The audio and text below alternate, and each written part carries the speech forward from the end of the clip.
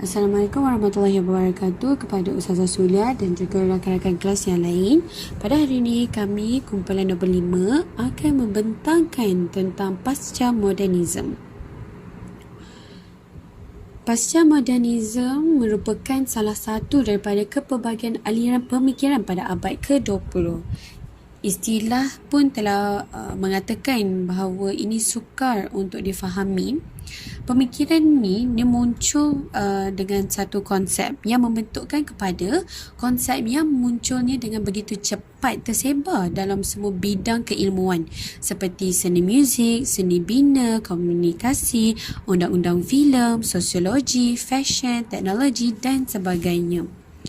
Seperti bagaimana yang kita tahu, kemunculan pasca modernism ini juga telah membuatkan para pengkaji untuk terus meneliti setiap etika, falsafah, kaedah, ciri, mesej dan juga pengaruh yang ada dalam masyarakat itu. Seterusnya, slide yang seterusnya iaitu definisi pasca modernism. Apakah itu pasca modernism? Okey, perkataan pasca modernism wujud dan berkembang sejak berlakunya kritikan terhadap tahun 1950-an dan 1960-an. Disebabkan itu, timbulnya satu gerakan baru iaitu seni bina international style. Kemudian, ada ilmu teori kritikal, falsafah, seni bina, kesusasteraan seni dan budaya juga merujuk kepada satu pemikiran yang merupakan pasca modernism tapi tidak menggantikan modernism. Pasca modernism menjadi revolusi kepada struktur atau cara yang telah melibatkan keseluruh masyarakat barat yang menolak agama serta nilai dan menjadikan mereka untuk faham rasional, kebendaan aliran, hedonistik dan anarki sebagai titik bermulanya corak kehidupan baru yang telah pun banyak bercanggah dengan agama terutamanya agama Islam. Seterusnya, pasca modernism juga merupakan satu gerakan yang berlandaskan falsafah yang dikatakan sebagai anything goes, iaitu satu pandangan yang dikatakan sains itu telah kehilangannya kerasionalnya. Dari seni bina, pasca modernism juga telah digunakan dalam bidang sastra, teori, sosial, gaya hidup dan falsafah. Cara pemikiran pasca moden ini telah menentang segala hal yang kemutlakan dan benar, menolak dan menghindari sesuatu sistematik seperti memecah persoalan dan skematik. Okey, jadi itu untuk definisi pasca modernism. Slide seterusnya, sejarah dan latar belakang pasca modernism. Okey. Kemunculan modernism ini telah dicatatkan di dalam sejarah dan ia berkait rapat dengan perubahan dan persejarahan barat sama seperti fundamentalism. Penemuan baru terhadap sains dan pandangan berbeza, fatwa gereja telah memberikan rasa yang tidak puas hati dan kemarahan golongan intelektual barat yang akhirnya memberi ruang kepada kelahiran Renaissance, pencahayaan dan modernism. Pemikiran pasca modernism adalah satu fenomena yang muncul dalam lingkungan 3 atau 4 dekad kebelakangan inilah di barat. Okay, walau bagaimanapun, ia tidak melibatkan semua masyarakat barat untuk menganuti bentuk kefahaman ini secara meluas. Okay? Disebabkan itulah juga pasca modernism ni telah pun terbentuk disebabkan oleh rasanya tidak puas hati terhadap modernism. Macam itulah pada masa itu. Seterusnya, disebabkan yang terjadi, dikatakan pada awalnya modernism ni telah diagung-agungkan sebagai pembebas manusia dari semua aspek mitos yang diibaratkan sebagai penindasan manusia yang kini telah pun gagal mencapai misinya. Ketika berada dalam zaman kemuncak pencerahan, manusia telah disogok dengan kepercayaan akal fikiran dan sains dapat dapat membawa manusia kepada kebenaran, kemajuan dan mampu menyelesaikan sebarang masalah. Bukan itu sahaja, Michael Kohler telah menjelaskan bahawa terlalu sukar untuk menentukan tarikh awal kemunculan pasca modernisme kerana setiap kali perbahasan dilakukan mesti akan berlakunya pertindihan dengan modernisme, khususnya dalam memperkatakan tentang tempoh waktu atau period kedua-duanya, kerana awal period pasca modernisme seringkali dikatakan lewat modernisme, late modernism, disebabkan waktu antara pasca modernisme dan modernisme telah membawa kepada pertindihan maksud konsep kepada kedua-duanya. Seterusnya, ciri-ciri pasca modernisme. Terdapat 8 ciri-ciri pasca modernisme yang saya kaji. Antaranya ialah anti-realism. Anti-realism munculnya kecenderungan baru untuk menemukan identiti dan penghargaan serta keterikatan rasionalisme dengan masa lalu. Yang kedua, menentang metanaratif. Menentang metanaratif ialah timbulnya pemberontakan secara kritis terhadap modernisme, memudarnya kepercayaan kepada agama yang bersifat transenden iaitu metanarasi, dan menerima pandangan pluralisme relativisme kebenaran. Yang ketiga, tiada kebenaran mutlak. Tiada kebenaran mutlak ialah penyokong pasca modernisme mempercayai bahawa mengetahui kebenaran tidak lebih daripada ilusi palsu yang disalahgunakan oleh sesetengah orang dan kumpulan tertentu yang mempunyai tujuan tertentu untuk mengenakan kuasa kepada orang lain. Ciri ini adalah ciri yang paling lazim yang dihujahkan bahawa tidak ada dan tidak pernah boleh berlaku apa jua jenis kebenaran mutlak. Dalam pemikiran golongan pasca modernisme, kebenaran tidak boleh diketahui dan sesiapa yang mendakwa mengetahui kebenaran adalah sama ada bohong atau bodoh. Yang keempat, meledaknya industri media massa. Meledaknya industri media massa ialah menentukan kebenaran dan kesalahan perbuatan manusia.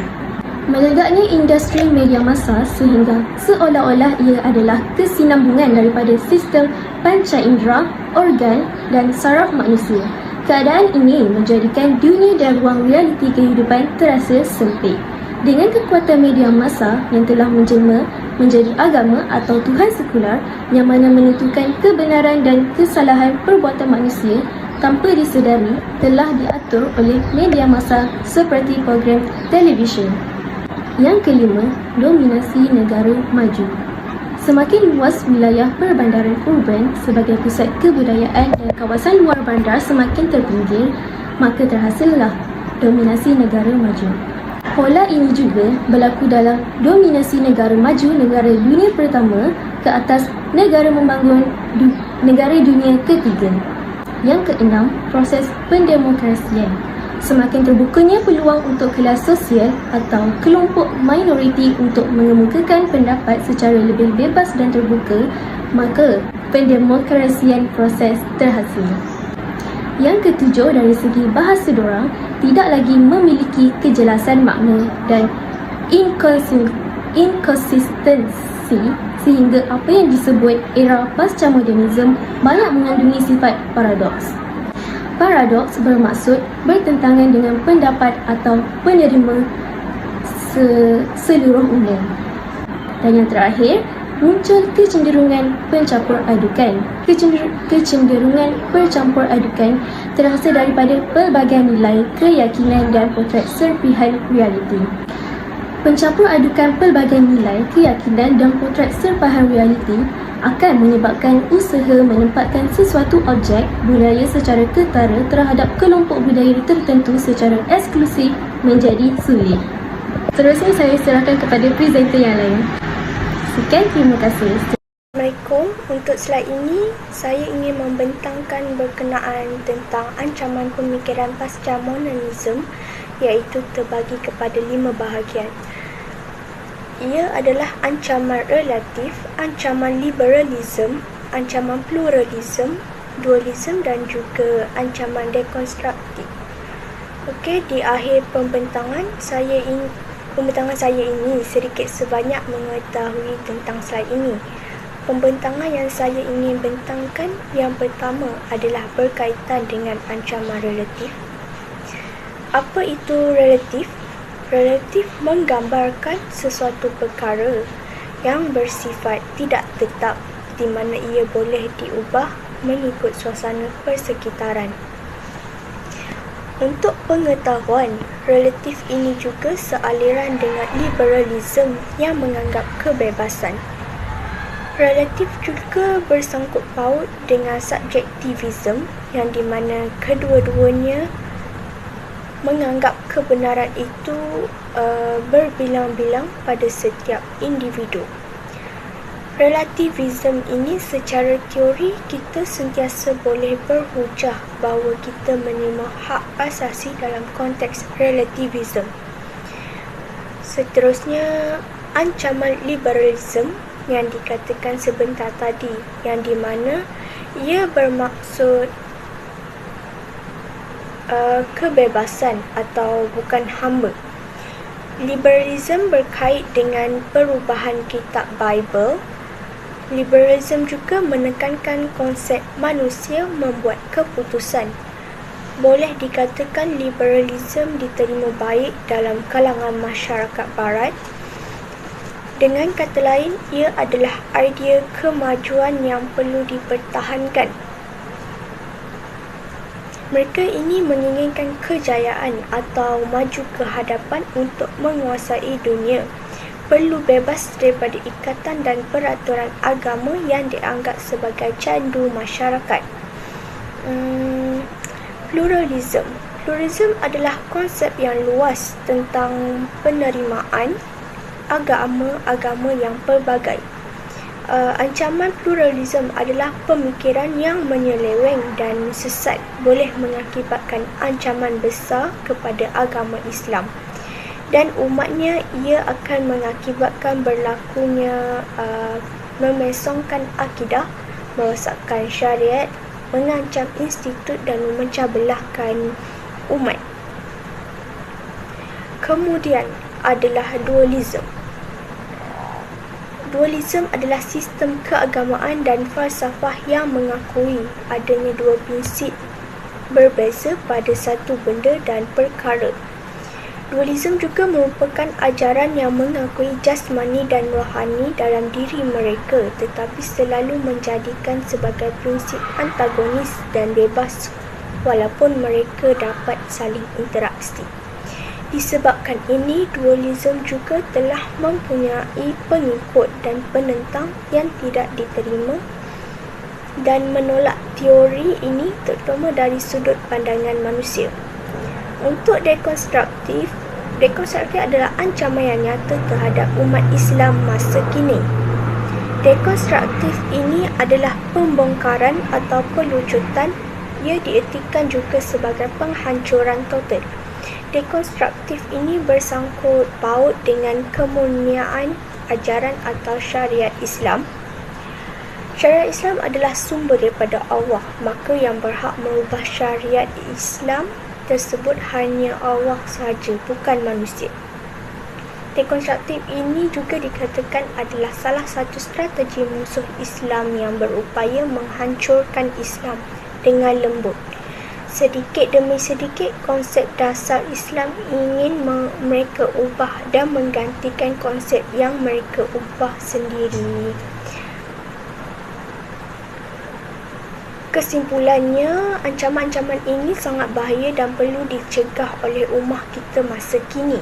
Ini kerana boleh menyebabkan hilangnya pedoman hidup. Kesimpulan yang dapat kami simpulkan daripada kajian ini adalah kecanggihan teknologi menyebabkan perkembangan pasca-modernisme secara berleluasa di kalangan masyarakat Islam. Hal ini dikatakan demikian kerana timbulnya fahaman baru yang tersebar dengan cepat di media sosial. Keadaan ini akan menyebabkan masyarakat Islam menerima impak dan kesan yang buruk seperti ancaman pemikiran yang bercanggah dengan fahaman agama. Oleh itu, fahaman pasca-modernisme ini perlu ditentang melalui berbagai cara agar masalah ini dapat diatasi.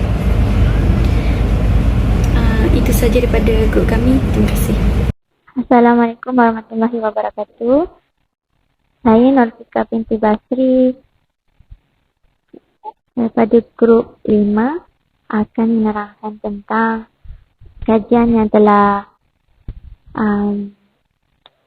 akan menerangkan tentang kesimpulan daripada kajian yang telah saya buat, iaitu strategi bagaimana cara dan strategi menghadapi ancaman pasca modernisme. Dari apa yang telah saya pelajari dalam kajian untuk subtopik ini adalah pasca modernisme berdiri untuk menentang pemikiran untuk menghadapi zaman yang lebih maju, di mana era pasca modernisme membuatkan negara hilang kuasa global dalam mereka bentuk politik ekonomi maupun negara. Terdapat beberapa strategi dalam menghadapi ancaman pasca modernisme. Yang pertama ialah dari segi pengukuhan nilai agama dan rohani. Di sini saya dapati bahawa pada era pasca modernisme, struktur kehidupan sosial masyarakat juga telah berubah. Dengan itu, kerja-kerja dakwah haruslah berterusan untuk bagi pengukuhan nilai agama dan rohani dalam menghadapi ancaman pasca modernisme. Selain itu, saya juga mendapat tahu bahawa dengan cara berdakwah, biarlah daripada peningkatan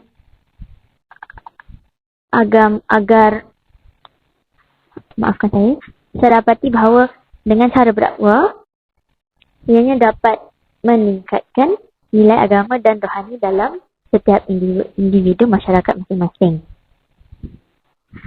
Selain itu, masyarakat jugalah haruslah bersikap individualistik serta tidak mengambil peduli terhadap gejala sosial yang berlaku di sekeliling. Untuk aspek yang kedua pula ialah daripada segi peranan pihak kerajaan. Kerajaan seharusnya mengambil berat tentang cara-cara dalam menghadapi ancaman pasca modernisme.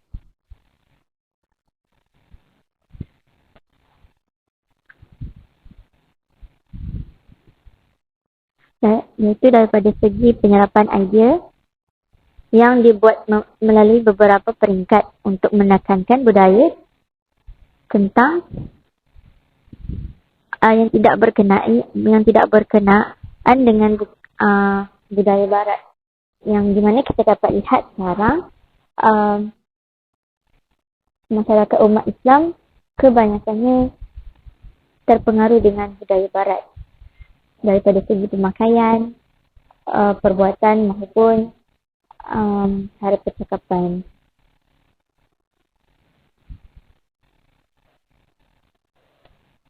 Oleh itu, boleh dikatakan era pasca modernisme adalah era yang penuh dengan cabaran bagi masyarakat. Walaupun sains dan teknologi telah memberi faedah dalam kehidupan manusia, tapi ianya juga menyediakan berbagai jenis perangkap kepada umat kita. Yang ketiga pula daripada segi peranan institusi keluarga. Tidak syak lagi bahawa masa kecillah dalam keluarga, pendidikan asas dan pembentukan kepribadian itu mesti diberikan dasar dengan jelas dan teguh. Institusi keluarga yang rapuh, agamanya akan menyebabkan anak-anak terjebak dengan gejala sosial tanpa sebarang sepadan agama dan akhlak. Oleh itu, keluarga seharusnya memainkan peranan penting bagi mendidik anak mereka.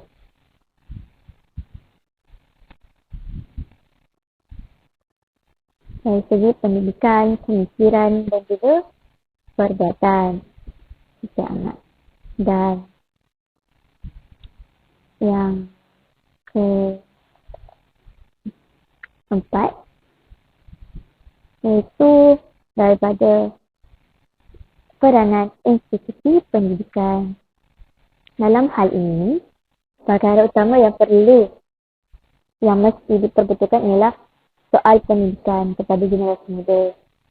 Seperti yang telah dikatakan oleh Yusuf Al-Qaradawi, dalam hal ini dia menegaskan bahawa aspek pendidikan sebenarnya merupakan perkara yang paling ia termasuk agama Islam, agenda penting dalam Islam dan harus dipahami sebagai tanggungjawab untuk dilangsungkan.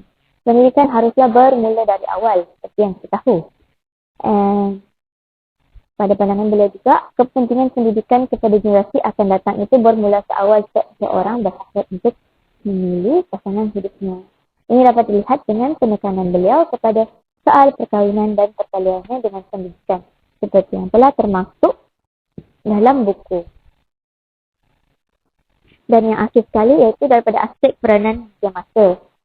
Seperti yang kita tahu, dalam kajian yang telah saya buat iaitu media massa merupakan medium paling utama bagi masyarakat dunia memperolehi sumber dan maklumat. Oleh itu, media massa juga merupakan segi badan yang paling penting dalam membantu penyebaran dakwah Islam daripada segi surat khabar, maupun media sosial dan juga televisyen. Ia mampu mendorong masyarakat serta mempengaruhi dunia untuk menuju ke arah kebaikan. Sebaliknya, dia juga mampu membawa manusia ke kancah kehancuran. Oleh itu, sesungguhnya pasca modernisme merupakan ideologi lazim yang saya ketahui. Dan kita seharusnya pandai membawa diri pada zaman yang akan datang agar kita tidak terhanyut dengan teknologi dunia.